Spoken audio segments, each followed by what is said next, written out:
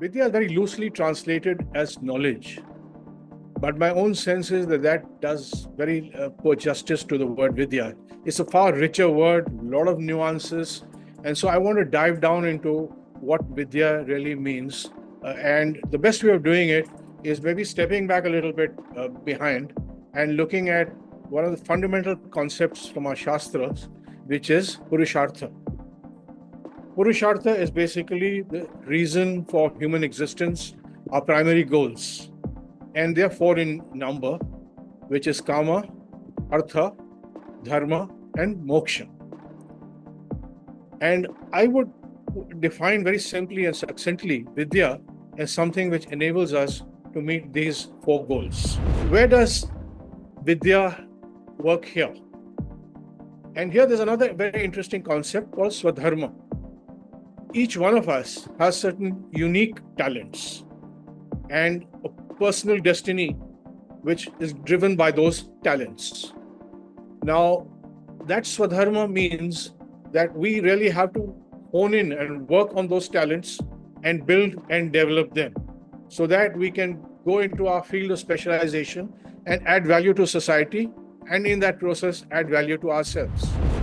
The first life skill, which is very important, is what we call the ancients called Swadhyay, which is self-learning. Okay.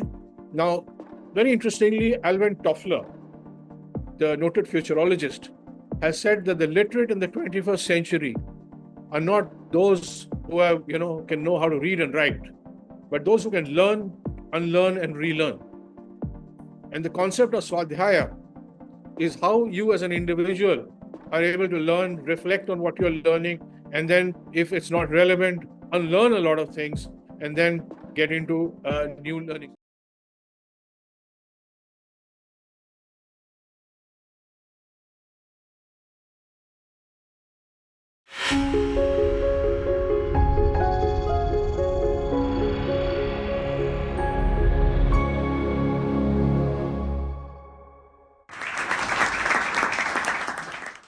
Namaste and good evening to all the viewers that have joined us today for another episode of Indic Talks organized by Center for Indic Studies. I am Ojasvi Mishra, and today we will be talking about Vidya Andolan. Even as the education ecosystem in India suffers from some major challenges, two great waves of technology powered by AI and biotech are now washing our shores. This could well be the most transformative event in human civilization and redefine global winners and losers. We have no option but to unleash a Vidya Andolan if we have to be a winner. This is said by our speaker of the day, Ravi Swaminathan ji, who is a former president of Hewlett Packard India and retired managing director of AMD India. He is currently the strategic advisor to Rishihood University and author of the book Dharma Yoga. He is an MBA from IIM Ahmedabad, where he has been a guest faculty as well. I thank you for gracing our platform, sir, and I request you to take over from you. Okay, thank you very much. And let me start with a Vidya Sutra, which is Vidya Paramam Balam. Very simple. All it says is that Vidya is the supreme power, the ultimate power. And it's, I guess, very relevant for today's day and age, where there's so much change around us and we are part of the information age. Now, let me dive down into the word Vidya. Vidya is very loosely translated as knowledge, but my own sense is that that does very poor justice to the word Vidya. It's a far richer word, a lot of nuances. And so I want to dive down into what Vidya really means. And the best way of doing it is maybe stepping back a little bit behind and looking at one of the fundamental concepts from our Shastras, which is Purushartha. Purushartha is basically the reason for human existence, our primary goals. And they are four in number, which is Kama, Artha, Dharma, and Moksha. And I would define very simply and succinctly Vidya as something which enables us to meet these four goals. So if you look now at Kama, Kama essentially means our physical goals, our survival goals, I would call them. which would be, food, clothing. It's looking after, protecting us from nature's vagaries. It's about procreation, sex, uh, bringing the new generation on. So these are very fundamental biological and survival mode goals which human beings have to first tackle. The next level is Artha. And Artha is really about creating wealth for society and for us as individuals, having a status, building your own respect from society, and looking at what we would call broadly socio-economic goals. So these, I would say, I would call the primary goals. And where does Vidya work here? And here there's another very interesting concept called Swadharma. Each one of us has certain unique talents and a personal destiny which is driven by those talents.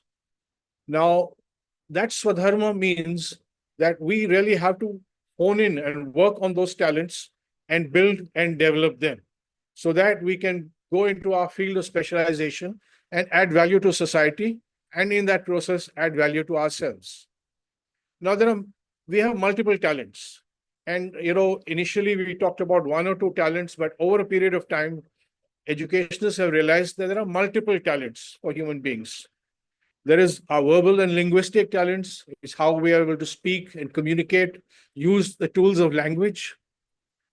The second is logical and mathematical, where we are able to use our logic, and that's where you can do your computer coding and really work with, shall we say, natural, with the physical sciences. Then there is musical and artistic, which is a whole different dimension of talent. There are a lot of people who are extremely good at logic and mathematical, but have a ear which is really tone deaf. So that's another kind of talent. Then you have what we would call visual artistic. How are you able to imagine things in a three-dimensional form? Look at something in a plane and then you can imagine it. An ideal skill for architects or for people who are into urban design and interior design. That's another skill. Then is interpersonal relationships. That, the whole sales and marketing proficiency comes from how you're able to build relationships with people. And that's something which probably spread itself across many other domains. Then it's intrapersonal skills, what you call EQ, which is emotional quotient.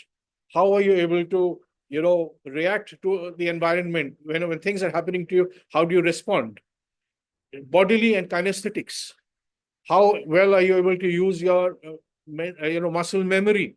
I mean, very important for sports people. And there is people who are naturalistic intelligence. How do you relate to nature, which is important from a farming and an agricultural point of view or a gardening point of view. And again, you can look at how people manage from managing abstractions to managing practicalities. How do people manage from following to creating? So there's a whole dimension, dimensions which are there in terms of talents which we as individuals have. And one key part of Vidya is how do you hone in on these talents? How do you develop them? And then how do you focus and direct them to particular directions and particular areas and domains? So that's one very key aspect of Vidya. The second is what we would call life skills. It's not just about one domain. We are operating as human beings across multiple domains, and we need to be smart and capable across these domains also. It's not just good enough to be a specialist in something. There's a very famous quote that you can know more and more about something until you know everything about nothing. So that really doesn't work. So how do we build these life skills? And they are really from A to Z. And so, to cover all these life skills will take a whole, session. So I'm not going to get into each one, but maybe I'll talk about a few of these life skills. The first life skill, which is very important, is what we call the ancients called Swadhyay, which is self-learning. Okay. Now, very interestingly, Alvin Toffler, the noted futurologist, has said that the literate in the 21st century are not those who have, can know how to read and write, but those who can learn, unlearn, and relearn. And the concept of Swadhyaya is how you as an individual are able to learn, reflect on what you're learning, and then if it's not relevant, unlearn a lot of things, and then get into new learnings. And I will come to that a little later as we go forward. That's one key skill. Then, I mean, if you look at every individual needs to have some level of business appreciation. And when I say business, it also means economics. You must know the fundamentals of economics. What is inflation? What is GDP? These are things which are not just meant for economists, but every individual needs to know that. How do you manage your personal finance? How are you able to build your investments? Those are all very critical skills. Then there's discipline. You only have to go on the roads of Delhi or Gurgaon to know that that is a major deficit and challenge for us as an individual and as a society. I think that's as much a learning which needs to be brought as a life skill, because otherwise you're just paralyzing the entire society. Then you're talking about general awareness. People should know today what is happening in Ukraine or what is happening between Israel and Iran. Because what is today in a globalized village, what happens in one part of the world is really translating itself into impact in your corner of the world. So that again is a very key skill as we need to go forward. Environment. I mean, we have taken the environment for granted. But today, we all know about what is the challenge of climate change and global warming. Every individual would needs to know about what is happening in the environment and what he or she can do in terms of their own part, in terms of reducing waste, in terms of living a more sustainable life. These are all life skills. I mean, if there is no planet Earth, there is no life. Similarly, there's about health and hygiene. It's a very interesting concept. In Japan, for example, people are taught at a very young age in school how to clean their classrooms. They don't have somebody who comes outside to clean the classrooms. It's part of their whole makeup. And that is why when you go to Japan, it's one of the cleanest countries in the world. When there's a football match, at the end of the match, they go and actually take the litter out and get out and clean the whole place. Now, health and hygiene are intimately related. Health itself is what are the kind of diets you need to follow, what are the kind of physical exercises you need to do. So that again is a very important life skill. And I'm just skimming through some of the life skills because, as I said, there's a whole gamut of it. Language, how are you able to communicate? How are you able to, what verbal communication, written communication, and even non-verbal communication? All these are key life skills. Again, we go back into physical capabilities, yoga. Yoga is a treasure which the whole world has discovered, and now we are trying to rediscover it through other people's eyes. But that should be a part of every individual's life. Similarly, it's about quality. We take great pride that we are jugadus, and jugadu is a great thing. But you cannot build a nation through jugad. Jugad is all right as an exception, but really need to build that quality mindset, which is processes, discipline in following processes, and also knowing when not to follow a process, which is by exception in the rare case. But that is an important life skill which we need to build, all of us as individuals. And finally, it's about teamwork. It's about how we are able to collaborate with each other, how we are able to not pull each other down, but to work together so that we can build synergies. So these are all life skills. There's a very famous quotation that the Battle of Waterloo, it's an old British quotation, was won on the playing fields of Eton. It's on the football grounds of Eton, where you're able to play together, or in a cricket team, where you're playing for something which is bigger than you as an individual. These are all life skills which we need to learn. And if you look at education as a very narrow concept of, teaching, stuffing, information through you and, regurgitating that somewhere, then you will probably be very good in something, but you will be very incompetent in your life. And therefore, I would say the second big thing, apart from domain, knowledge and building your professional success, is about life skills. So we talked about the first two, Purushartha, which is around Kama and Artha. Now let's look at Dharma. Dharma is essentially what we would call a code of ethics. It's a framework which is given to us. In our knowledge system, you don't have a mandate which is carved in stone, which you have to follow, because everything is situational. Himsa or violence, when you inflict it on someone who is innocent, is obviously a dharma. But that same, when somebody is attacking your family, if you are not going to hit back or you're not going to use himsa, at that point in time, it's not just justified, but it is mandated. Otherwise, it is cowardice.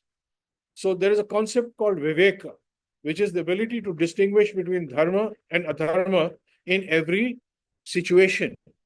And that is something which each of us have to learn ourselves as to how to apply it at a point in time. It's a skill again. And I would say that that again is a part of the whole Vidya process. So we covered this area. And then finally, we come to Moksha. Now, a lot of people would say, education is just about these, how to manage in your world. But there is another world which is beyond us. And if you look at the fundamental tenet of Dharma, it is that Brahma is present in every one of us. We are all one. And, we may not realize it, and that is because of what we call Maya, which is an illusion, where the Atma inside us thinks that we are very different from everybody else.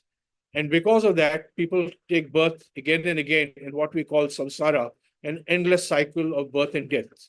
So how do you enhance your spiritual quotient? That's very, very important. How do you finally reach your end state, which is to, merge with the divinity, which is what we call moksha or yoga. And there's very beautiful, two dimensions in Vidya. One is called Apara Vidya, which is lower Vidya, which is what we talked about earlier. And one is Para Vidya, which is the supreme Vidya, which teaches us these skills, or how do you really get to your ultimate self-actualization. So Vidya in that sense encompasses many of these. And if you look at moksha again, there are four types of yoga which will enable us to achieve that. One is Gyan Yoga, which we talked about, which is about looking at your shastras, looking at your learnings, how you are able to build with that. And then there is what we call Bhakti Yoga, which is how do you worship the divinity? And along with that, how do you pass on that through service and seva to the community? That's again part of Vidya. You look at, again, I was talking about the Japanese society, a very interesting story that people, when they come to office, the people who come early, they don't grab the parking spaces close by. They go to the further off places so that those who are coming later can reach the office in time. So that's one small way of how are you serving society. And we need to look at seva as a much bigger part of Vidya, as part of Bhakti Yoga. The third is Karma Yoga.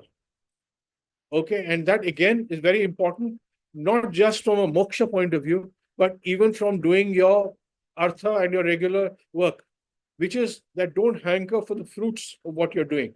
Do something well. Do it to the best of your ability. Don't expect the fruits. Let the fruits, pass it on to divinity. And then, the karma is not attached to you, but it is attached to some superior being. And that enables you again to get out of the samsaras. So again, how you're showing equanimity during bad times, good times, that is again a part of Karma Yoga.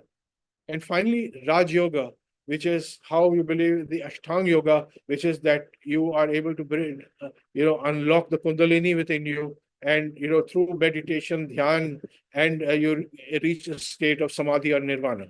So if you look at it, therefore, you will see that Vidya is multi-layered.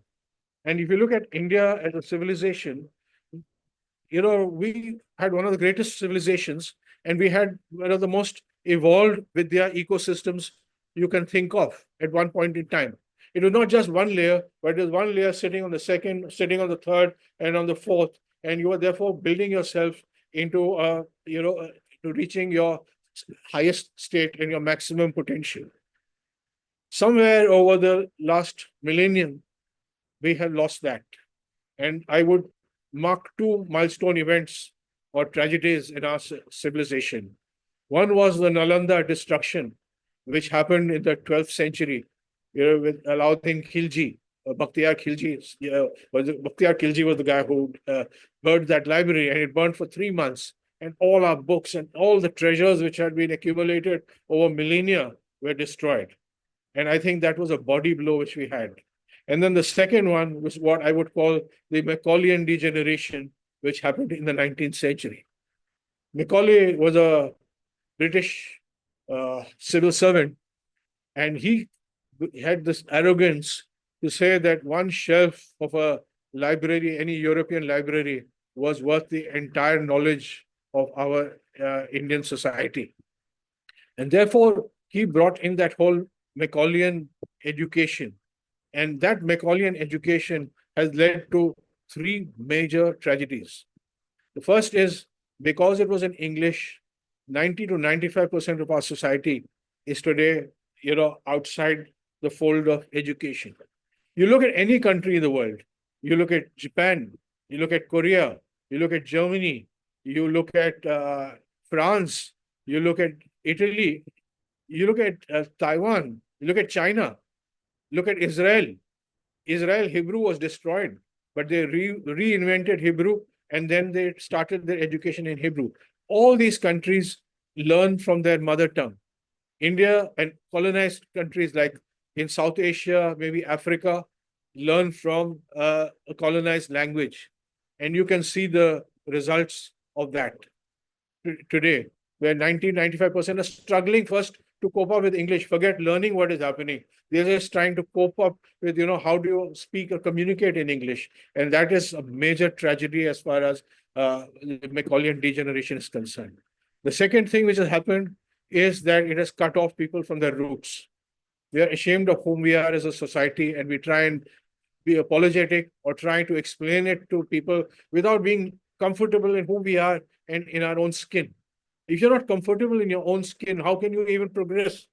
Then you try to be the B team or the B copy of somebody sitting in a Western society, and you aspire to be like that. And you can never grow or develop if you're the B team for somebody else. You have to be your own A team. And yes, the Macaulayan civilization or education produced clerks and babus for the East India Company and subsequently for the British Raj. And even today, a lot of the grunt work, we do the work for the Microsofts, the grunt work for the Microsofts and for the Intels and the Amazons and Googles. But we are not produced any Intel or a Google or a Microsoft or an AMD or an Amazon in India. And why is that happening? Because again, we are very happy and content in terms of, being, producing tech services to the world. I mean, that's one good thing. I'm not saying it's bad, but you have to build on that. You just cannot be content being at that primary level, which is what is happening today. So that's some of the challenges which we have. Let me talk about a few other challenges. Ours is a society which is education is determined by exams. Rote. You ratify before an exam, regurgitate it, and then you forget about it. So you don't have any concept which stick to you or any knowledge which is sticky. It's just facts which you are keeping for a short term. It's there in your short term memory, in what we call the ROM, and then it disappears. And also, all our people are really paranoid about exams. You have people sitting in quota for years. The best years of their life are spent in quota, trying to get into IIT. Then only a few handful of people get into IIT. Then you start spending all your life to get into the civil service. You spend the best years, 2, 3, 4 years, and just get into it's a high stress process. Education should be enjoyable. It should be fun. When you're developing yourself, you should be enjoying that process. But no, it's one of the highest stress and tragic situations in our country. That's why you have people committing, suicide. You hear suicides happening all over the place. So there again, I think the issue of how do we get out of this whole high stress, examination oriented ecosystem. Again, how practical is our education? You have one situation where you have people with no jobs, and then you have industry saying we have people with no skills.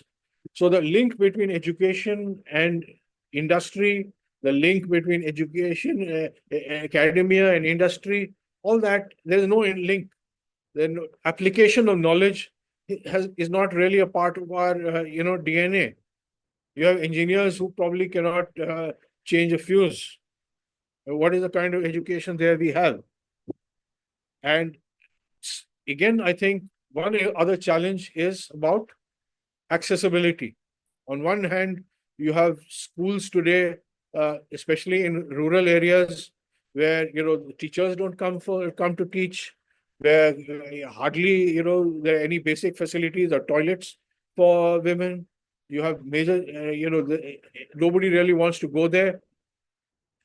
On the other hand, you have few pockets or islands of good schools and universities where there is such a long queue and only a minority or a very small fraction can get into it. The irony is that the whole world used to come to Nalanda and Takshila to study. Now, today, you find our people in every corner of the world trying to study. I was in Uzbekistan a couple of weeks ago. Small country, GDP per capita similar to India, population, I think 30 million people, not particularly known for education. There's so many of our boys and girls studying there for, medical. And that's just one example. You look at every country, you throw a dart anywhere in the world, and you have Indians there trying to study. And you only realize it when there's a problem there in that country and you have to evacuate people, and then you suddenly see thousands of people everywhere. So the whole access of education is also a big, big challenge. So these are all the kind of challenges which we have in education, and we can again go on and on, but I think you get the general picture in terms of what the issues are. So we've talked a little bit about Vidya. We've talked somewhat about what the challenges are. Now let me get to the next stage, which is Andolan. Now, there have been multiple industrial revolutions. The first industrial revolution happened with the mechanization and steam power, and that happened in Europe. The second revolution followed thereafter with mass manufacture and electricity. Then we had, in more recent times, in the latter half of the 20th century, the revolution of the IT revolution, which is again a third revolution which changed a lot of things, which paradigms. And now they're talking about the fourth revolution. But I would say calling it the fourth revolution is probably not doing justice to it. I would call it the Maha Andolan. And that Maha Andolan is coming through what we talked about right at the beginning, which is that two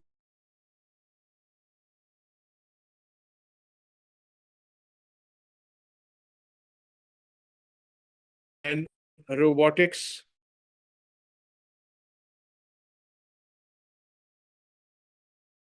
In the early days of genetic engineering, but even with CRISPR now, you are able to artificially, you're able to alter your DNA.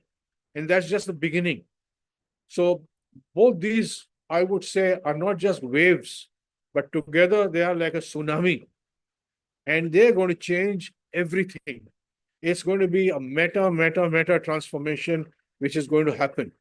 And we're going to be redefining everything.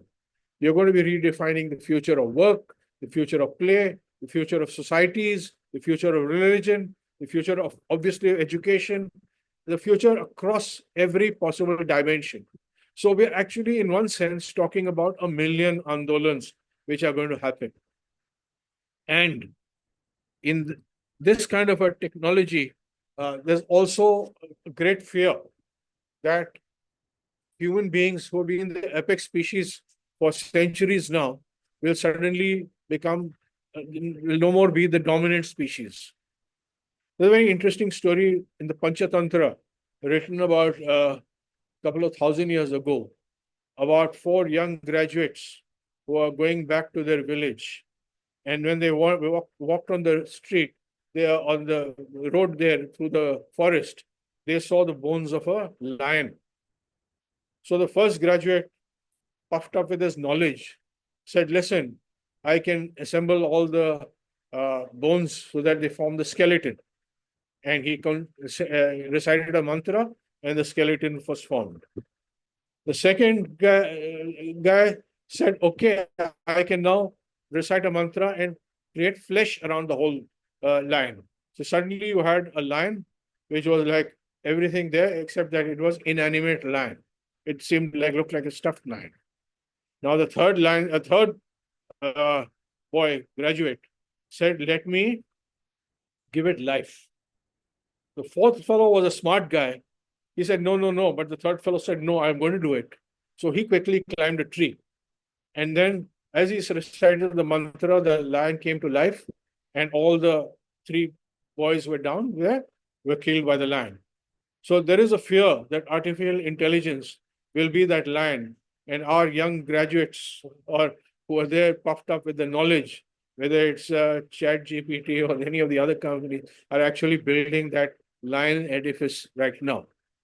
But at the same time, there's another school of thought which says, no, this is going to be a phenomenal benefit to us, that we sort of use the benefits. We will have our own tutors, personal tutor. We will have our personal physician at virtually no cost to us. We will reinvent, agriculture. You will have huge production. You will interact more with machines than with humans. They will be your companions, your helpers if you are old and you need physical help. They will be your confidants, your colleagues. They will be your translators. They will tackle diseases, give you radical life extensions. Food production will go up. So there's another utopia. So where between these two the future is going to unfold, I don't think any of us today can talk about it.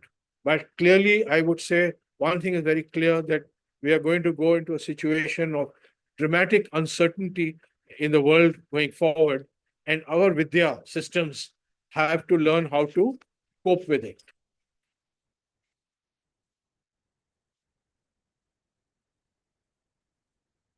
So again, it's not enough, like I said, that we have to address the old challenges.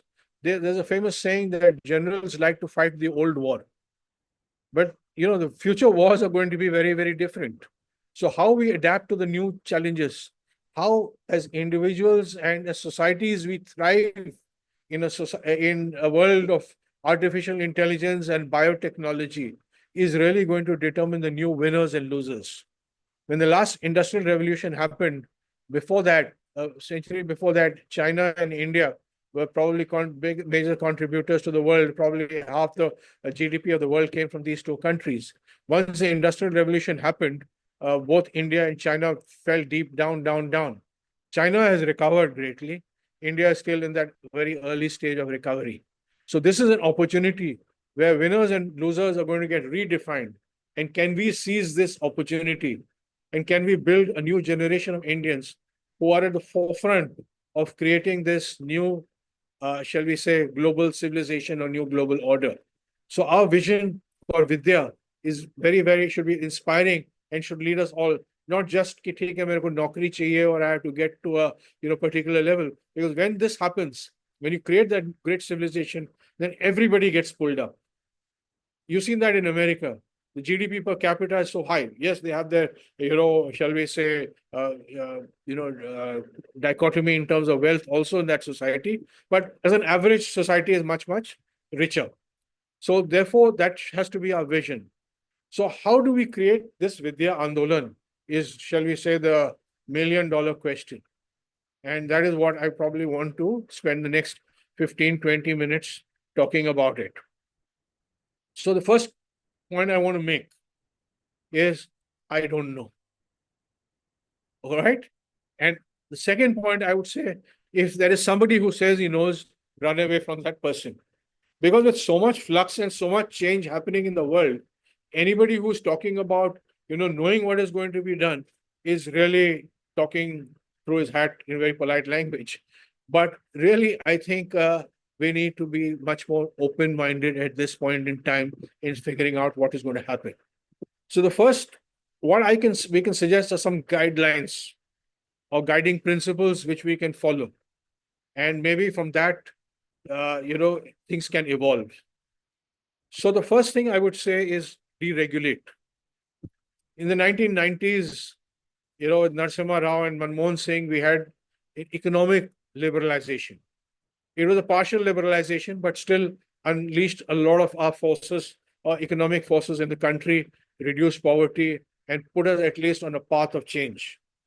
10, 15 years before that, Deng Xiaoping had done that for China, and he had done that in a far thorough way. And that is the reason why China today is where it is with a GDP which is 5x of India. However, while that has happened on an educational front, however, partially, has happened on the economic front, sorry, in the education front, nothing has happened. We are still in the Stalinist control and command control mode, where there is some bright individuals sitting either in the center or in the state telling us how education needs to be run. How many students should be in a classroom, what should be the student teacher in a classroom, what should be the size of the classroom, how much should be the space for playing. Every little thing is tried to be, micromanaged. And again, you have a license permit Raj in education with, these people coming to inspect your places. So the inspector Raj is solidly there in education. Unless you liberalize education and get this out, where are you going to get, you need 1,000 flowers to bloom. You need experiments to happen. You need to pivot, repivot, find out what things are happening. If you put education in a straitjacket and say, this is the ratio which you need to have, and Devi Shetty said it beautifully from a medical point of view. He said, you're creating such a elaborate infrastructure that the cost of education is so high. Countries across the world are doing it at 1/5 the price, 1/6 the price, and they're producing doctors. But you have created such rules in this country that and there is also so much rent seeking. You want to study medicine in India, you probably have to pay crores. And, and a lot of it is open under the table. All kinds of things are happening in that business, that area. So Devi Shetty was very right. He said, we need to you can't sit with those rules and then expect Andolan. Andolan will happen when you say, let the rules break. Let's try and disrupt the whole area and get into education in a very different mindset. So we need to decentralize. Now, I'm not saying you need some oversight. Otherwise, you may risk the capture by, say, ISIS kind of elements or by Marxist elements already captured it. We probably need to, get education out of their grip. So some of these things need to happen. But that is a minimal oversight.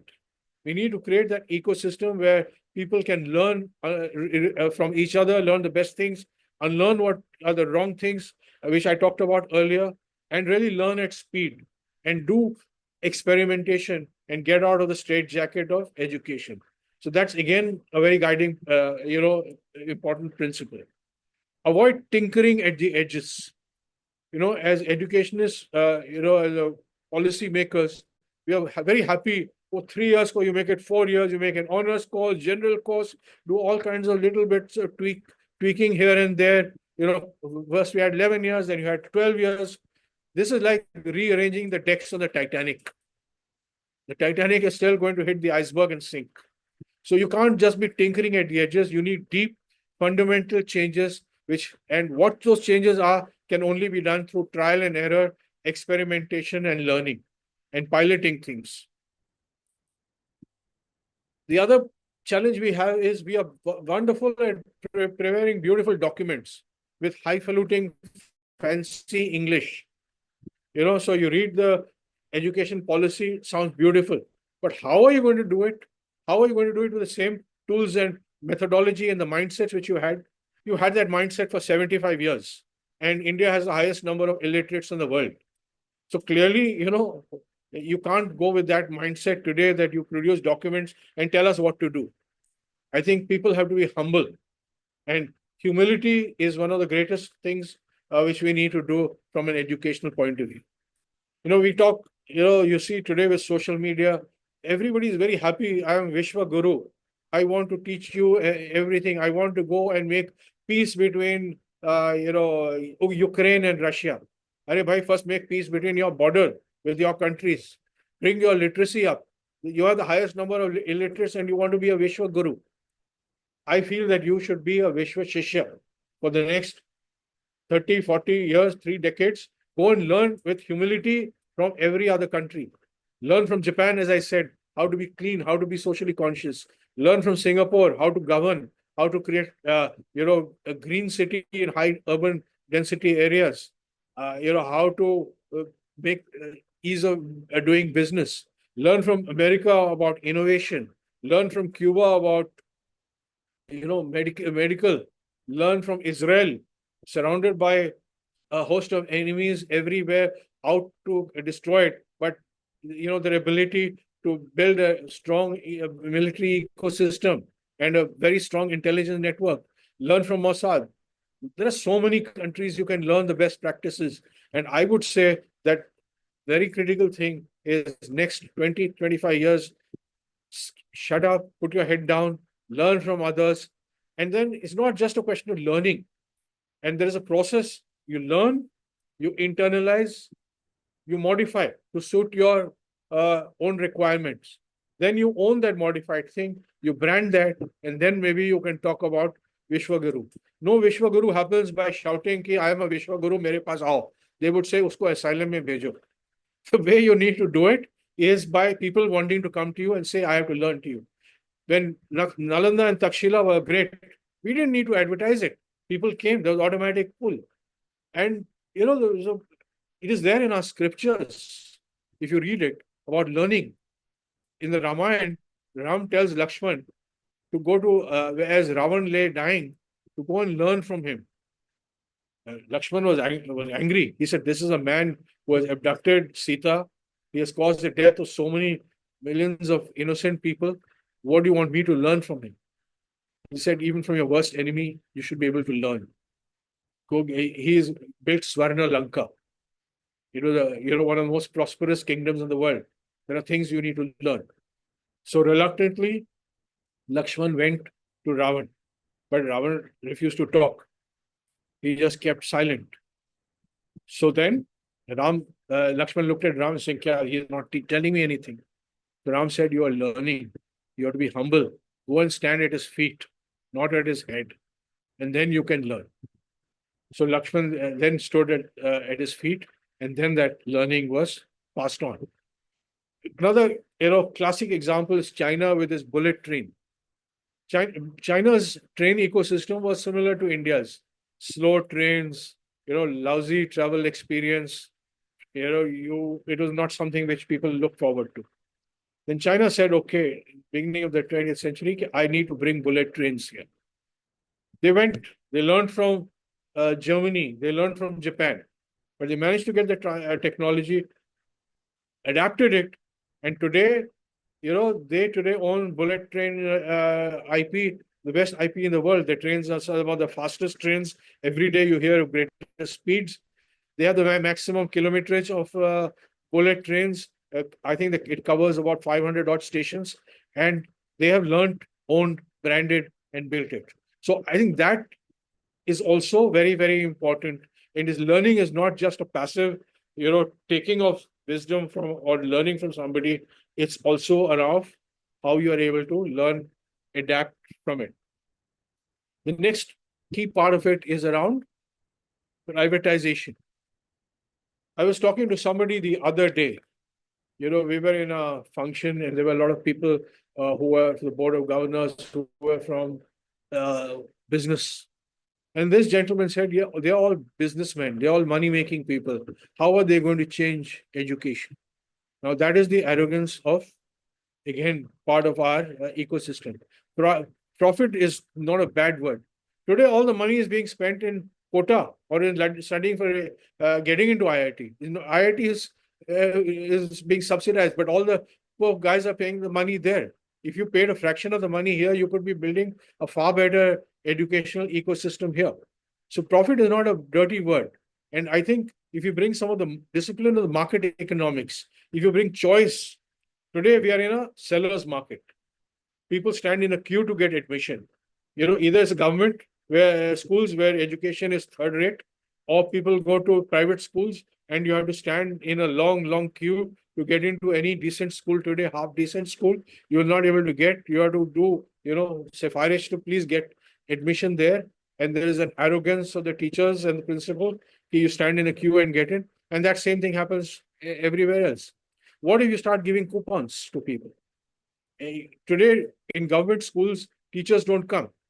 If teachers know that tomorrow their salaries are at stake if students don't come, if suddenly students in panchayats begin to call the shots and they go with their coupons into the right school, or you start a whole bunch of chartered schools which are being done, great experiments are being created elsewhere in the world. Here you try and create it, suddenly there will be a big political upheaval and guys will be on the road. But unless some of these things are done, you're going to be condemned to be in this cycle of poor education and running around to get admissions. Attract talent from outside. That's another guideline. It should look at adjacencies. You look at Khan Academy, which is one of the, doing revolutionary work. Salman Khan was not an educationalist. He did not teach in any school. He started trying to teach his nephews and his nieces how to study. And from that, he built something which is fundamentally rechanging education. But today you talk to, all the teachers and they have a saying, what do these people who are outside, what do they know about education? We have taught for 20 years, 30 years. We know everything about education. But that is precisely what happened to a company like Kodak. If you look at Kodak, they were masters in cameras at one time. But they also were the first people who could build digital cameras, but they didn't want to bring it. So what happened?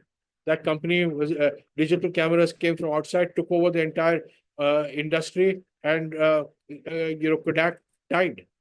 Similarly with IBM. IBM was one time the computer god, but when PCs came, IBM lost out because outside people are not vested, are not shall we say connected with the status quo. They don't have a vested interest in the status quo.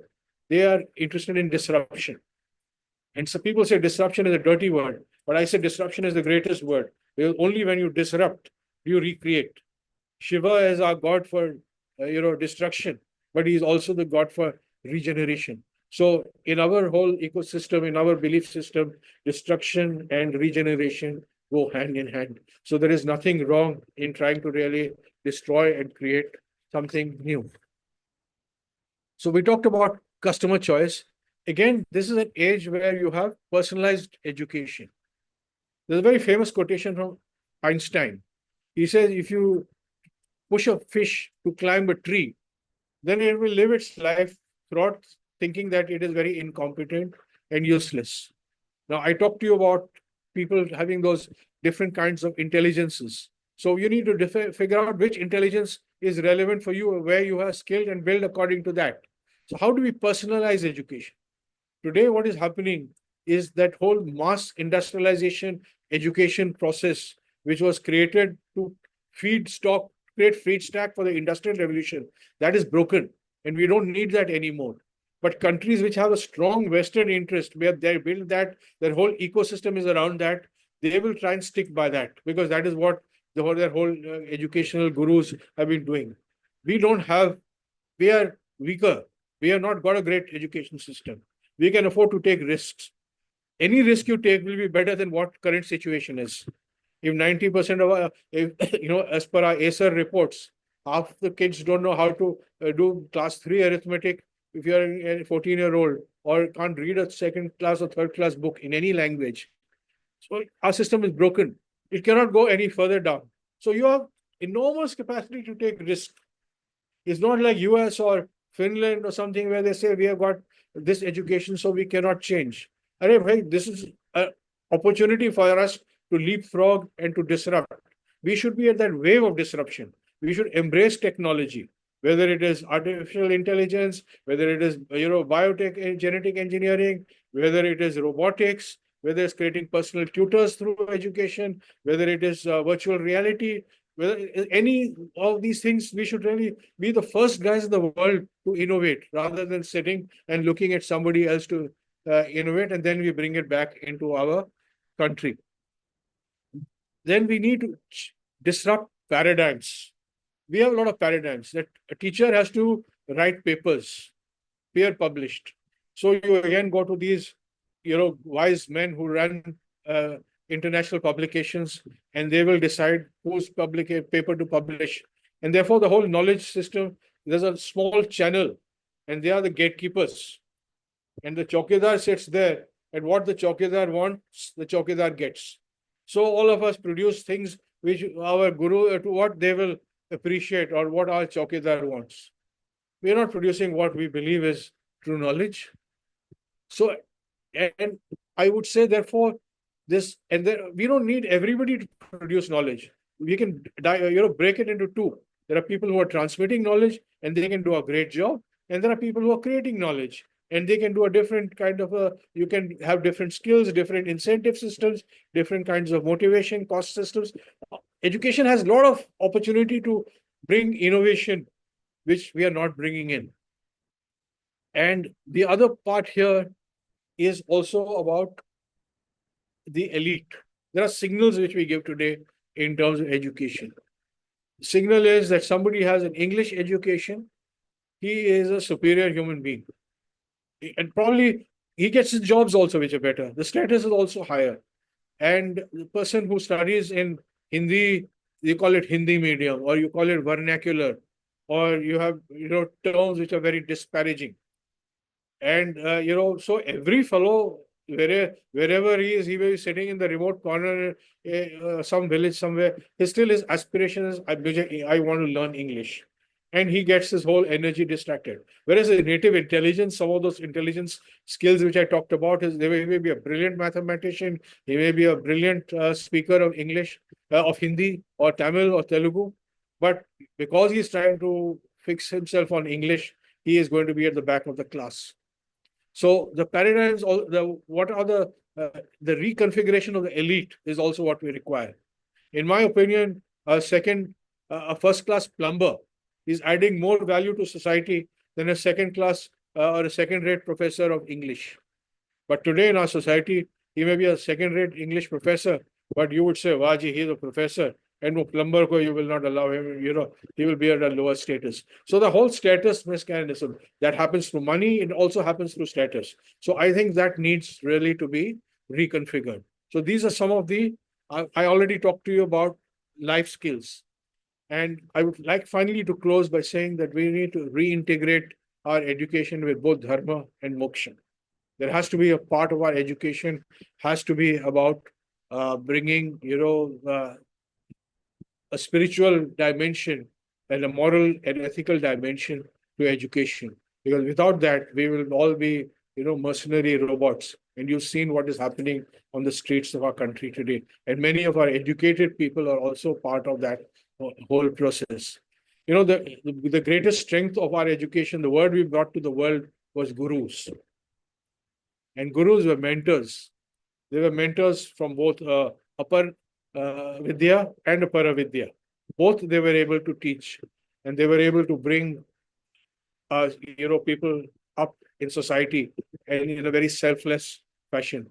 I think we need to bring the guru back into our ecosystem and celebrate and look at Guru Purnima as one of the greatest festival days in our society. I'd like to end my talk by saying finally, all Vidya we say is an anugrah, is a grace of Goddess Saraswati. And the Goddess is not going to give us this anugrah unless we ourselves struggle and work towards it. But if we are creating an ecosystem where we create that Vidya Andolan, India has an opportunity really to be at the forefront of this new global civilization and really go forward. It's a tough task, it's a challenging task, and we cannot lose one day further. But if we do that, And as I said, I don't know the nuts and bolts of how it's going to happen, but I know that we have enough bright, capable people working at the grassroots who, over a period of time, through process of trial and error and iteration, will bring us to an education system through that true Andolan, which will really change our world and our society. Thank you. Thank you very much, sir. That was incredibly insightful. I would like to enter the question answer session now. When you, sir, spoke about Swadhyay or self-learning, what it made me understand was that one of the major challenges we can face is that employability on the basis of what we've learned or all by ourselves is not aided by certifications or in many cases degrees. So how exactly me as an employer must be able to differentiate between a person who is capable of self-learning more than the others? Well, it's a very good question. And, one of the very interesting things is in technology, particularly in IT, if today I start a 4-year, 5-year course, probably by the end of those 4 or 5 years, whatever I have taught has become irrelevant. So I may have to re-educate myself. So part of some of the brighter companies, what they're doing, I'm not looking at your skills in a particular way, but through tests and through interviews and discussions, I am finding out what your openness and your capabilities are. Even through the interview process, you quiz them. What have you learned? Tell me about your biggest failures in life. Through those failures, what have you learned? What are the things where you've succeeded in life? So it is that process of discovery which people are interested in. Just getting somebody who has got a certificate or a degree today is not uh, sufficient. Now, I'm not saying that part of the education process may not be that you may have certifications, you may have certain degrees, but that is not sufficient. You need to have much more than that, and that capability has to become a part of our DNA. If that is not, then in 5, and even if you look at doctors today, there's so much change happening in medicine. If you're a 45-year-old doctor, and that is why in US and countries like that, they have to take recertification every few years. If you are just going on, I did my MBBS in 1980, and now I'm 2020 and I want to practice, you're going to be totally incompetent. And I think we have not done that. Don't have recertification programs. So another question that comes to my mind is when you were talking about life skills, you talked about how our life skills are not supposed to be just limited to the material world, but actually go beyond. So in what ways can we include life skills within the education system such that the pursuit of Purusharth can be catered to? Okay, so let me give you a little bit of my experience here with Rishihood University. And what we are saying here is we have to create 3 impacts: professional impact, personal impact, and national impact. So we give them projects which are relevant to the country where they can work. We just sent our students on a soul trek to Rishikesh and Haridwar, where they spent time really in a different world. They went to imbibe Ganga Aarti. They stayed wearing kurta pajamas in a different kind of an atmosphere. They had to get up early in the morning. And these are people at 5:45. And they looked at these 3 days as a very transformative kind of experience. And these are just small examples. You have people, we are now looking at having a Rishi in residence. So you learn from them. And the Rishi is not, in our parlance, just somebody who sits in the forest. Rishi is an explorer. Rishi is somebody who's a creator of new ideas. Rishi is someone who brings new things. So you have people of that kind of mindsets who are there, and who you are giving the children opportunities to get exposed to and learn from them. So as a process, and I've given you just a few examples, and we need to look again in more and more ways of how you can do that.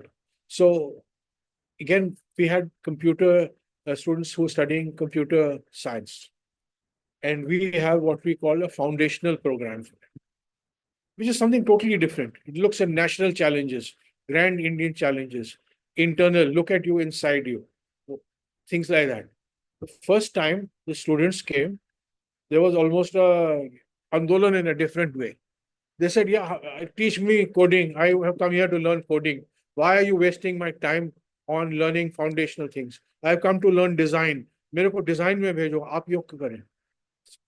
Then, as over a period of time, they began to realize that these life skills will stay with them through their life. What they have learned is transient and will get totally overtaken by events. It's a process of discovery. And then as they go forward and they go through that, without realizing it, there's a kind of an osmosis which happens. And over year one, year two, year three, you find that you're a very different person than you were from year one. And that, again, I think is the process of bringing what we talked about, Apara Vidya.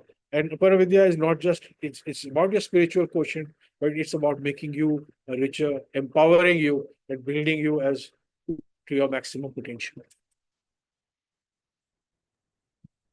So I think when we talk about schools, we still have a lot of control over our children because there is still parental supervision that is enjoyed by the child.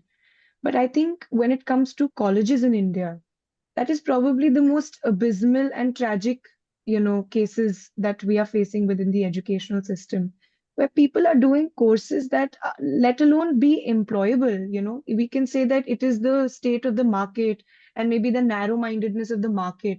But if you really look at the merit of these courses, I mean, they can't bring anything to the table, and these are particular courses where teaching is of the lowest quality.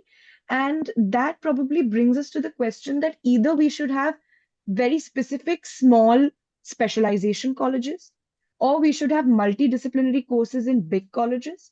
Because when there is such, lack of brain stimulation happening for our students in these colleges, and they still somehow become centers for political agendas and different kind of vendettas, and that being the only stimulant for them throughout their 3 or 4 years of course, what that does is that it makes our ability to exercise our brain power even less, which then again cannot facilitate Swadhyay at all.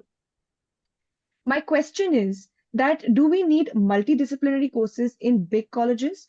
And do we need specialization colleges which are smaller and they are more varied in terms of, if we have a psychology college, it should be a specialization college that only takes care of that particular area. My third question is also that even though we see a lot of students who, can deviate into funny political ideas or funny ideas in general. You see that happening less in places like IIT. You see that happening less in places like TIS, because at least there is, brain stimulation that happens because there is actual merit in the courses that they're doing. But the lower tier colleges that attract more students, they seem to have more political, inclinations and less tolerance because that is the only thing that they are learning through the 3 or 4 years of the courses that they're going through. Okay. So there's a lot of questions kind of compressed into that one master question. So let me try and look at one or two dimensions here. One is you talked about specialization. One of the things which we are finding now is that the border areas or the frontier areas, they start to merge. And there's a lot of interdisciplinary learning which becomes important. So you need to learn the foundations. There's no doubt about it, wherever you are. But then as you're going forward in evolving in that area, then you need to learn a lot more around these where disciplines merge. And you talked about psychology. Today, psychology is also involved with neurosciences. Psychology has got different other dimensions coming in. It's about the science of living. There are a lot of areas which you can build around psychology through other disciplines coming in. And a good psychologist probably has to be a good sociologist and a good economist and many other areas combined. So I think we are all for learning more, a broader perspective at a point in time. And then at postgraduate and multiple levels, you can decide to choose different areas. Premature specialization has its own, shall we say, liabilities. So one is, I would say that the option for people to study different courses. And again, if I look at Steve Jobs attended a class in calligraphy. And that calligraphy class which he went transformed the user interface for Apple computers and was its major selling point or USP. So people learn from different dimensions, and you do not know which dimension becomes very important as we go forward. So that is where, when we talk about life skills, we talk about a breadth of life skills. But you can also talk about breadth of academic skills, where you need to be learning things and you need to have the capability to synthesize knowledge from point A and point B, which are in different areas, and bring them together to great point C. That is a very skill, which is a great skill, and which will be required more and more as we go forward. So that's where I think colleges which are more, shall we say, forward thinking are giving options for people to study more areas. Now, the next point which you made, which is around education and politics. People using the undergraduate programs and possibly postgraduate programs. They are sit in, say, a university like Jawaharlal Nehru University for 10 years, 12 years, occupy the hostel at subsidized rates, and then use that for politicking. So essentially what they're doing is they're using the university as an understudy for politics. So probably we need to create a course for for people like that. Let them create a course where they have interest around that and drive that. So that is more in a facetious way. But I think two or three things therefore are important. One is when people pay money. If you see that in the US and all, eh, higher education is very expensive. And people are paying hard-earned money. They want to get in, learn as much as possible, and get out. They don't want to hang around there for multiple years. India, public education is poor quality and poor, very low fees. So as a result, everybody, you can finish whatever your course is if you study for a month or so, particularly some of the arts courses and all, you do 1 month good studies and you can get by. Then, of course, they will study for 3 years for getting into the IAS, where they will study 23 hours a day. And first 4 years, they have studied nothing. So that paradigm is also there. And the way I look at it, as education gets privatized, as people realize that they have to pay for it, and then have generous scholarships. People who are learning, who are studying well, give them scholarships. People who are just coming for a good time have finishing colleges. The old days, they used to go to Switzerland. People who got money and who can do that, send them elsewhere.